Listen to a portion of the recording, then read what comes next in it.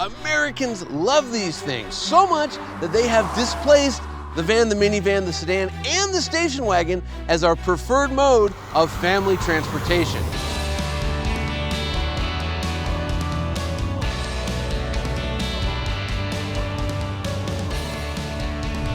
Hi there, I'm Johnny Lieberman with MotorTrend, and today we are looking at three-row crossovers. And they need to be Swiss Army knives as much as they are anything else. And you know why. You gotta take Sally and Timmy to dance class, to swim class, to the baseball game. You gotta haul all their stuff, maybe the occasional friend. You're taking the once-a-year road trip out to Disneyland. You want it to be a comfortable ride. And if Sally starts wailing on Timmy, you can throw her into the third row.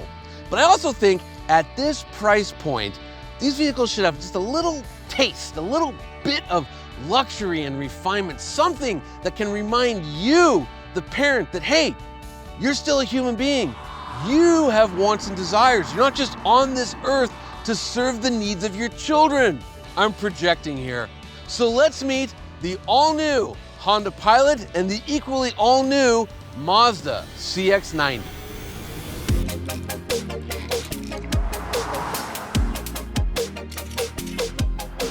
The boxy second generation Pilot was cool. It was distinct, it was a little bit weird, but that's also when Honda was making the Element.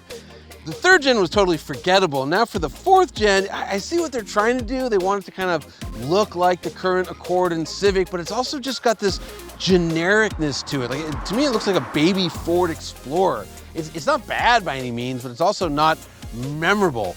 With one exception, this I cannot get it out of my mind. Why is this shaped glass here? It makes no sense. It's not related to anything else on the vehicle. It's almost as like they had it laying around the factory and they're like, well, gotta go somewhere.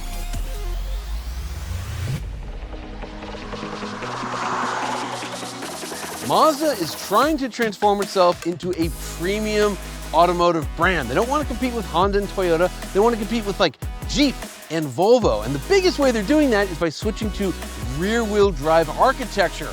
Well, what does that do?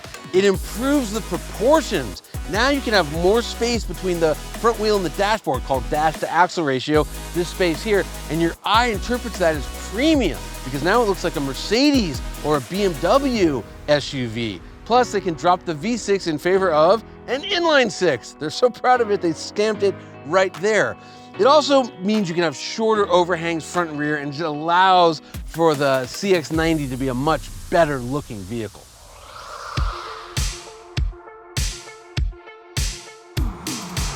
Inside the Honda Pilot, likes. I really like this brown leather. It looks sharp. Dislikes. This is supposed to be an all-new vehicle, yet I feel like I've seen this and this and this before. Like 8 years ago, I saw all this. So it's hard for me to say this is an all-new vehicle when so much is so familiar. But at least it all works great, right? No. If there's a weak spot in Hondas, it is the infotainment, the nav screen. It's just harder to use than the competition. If there's one area where the interior of a Honda shines, it's just in the innovative cubby holes. They've really kind of just thought about, okay, what does a family need on a road trip? And you've got this shelf above the glove box, you've got oversized cup holders and lots of them. The middle of the middle row folds down, boom, you got two captain's chairs that keeps the kids separated. It's easy to get into the third row. They just really kind of thought about it, and they made a great interior as far as families are concerned. I'm inside the Mazda CX-90, and it's very clear that when compared to the Honda, this is a luxury vehicle. Look at this gorgeous blonde wood, the chrome accents, you've got this cool fabric right here, but it's not perfect. First and foremost, this shifter. I'm not sure how this made it out of the design committee, but this is bad. Why? I'm in drive right now. If I want to put it in park, I'd have to push forward and then to the left. But most people are going to push forward. It'll actually be in reverse because every other car is drive to reverse. And they're going to leave in reverse, get out of the car, it's going to roll away, they're going to get hurt. It's just a bad design. I bet they changed it in the refresh. Also, a white interior on a family vehicle? Dude, my kid could have this tie-dyed within 30 seconds. That said, He does seem to prefer spilling white yogurt on everything, so maybe this one will work out. But again, it's not well thought out in terms of what families are going to use their crossovers for. It should have bigger cup holders and more of them. It should be easier to get into the third row. The third row should be bigger, and there should be clever storage solutions everywhere, like the Honda, but there isn't.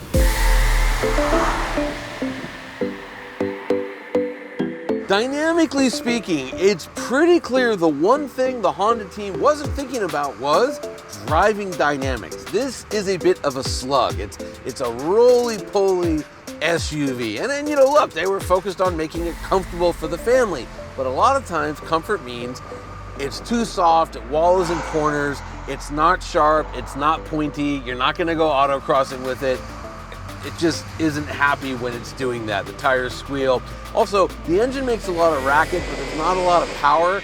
It's still a naturally aspirated V6. It's not turbocharged, it's not a hybrid, it's not that efficient as a result.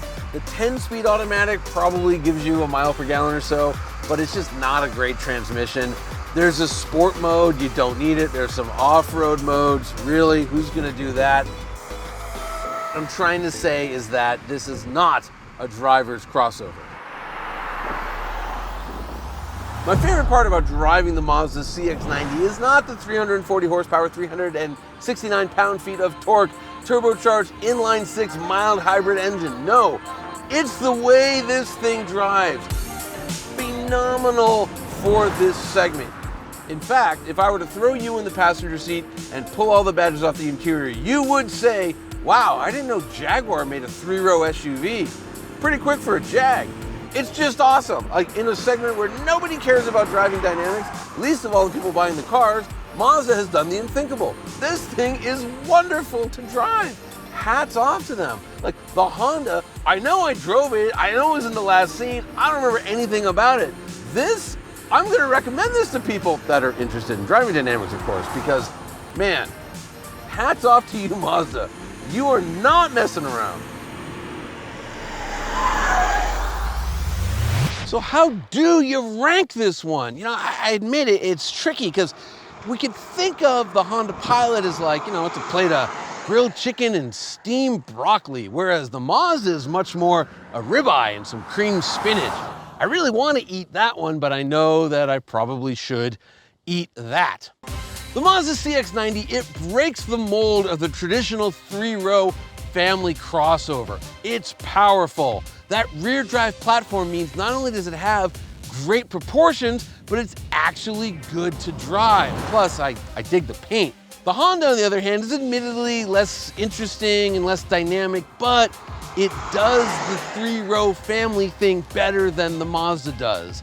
As an adult, I really desire that Mazda, but as a parent, I'm able to realize that, hey, it's time to think of the children, and that's why the winner of this comparison test is the all-new Honda Pilot.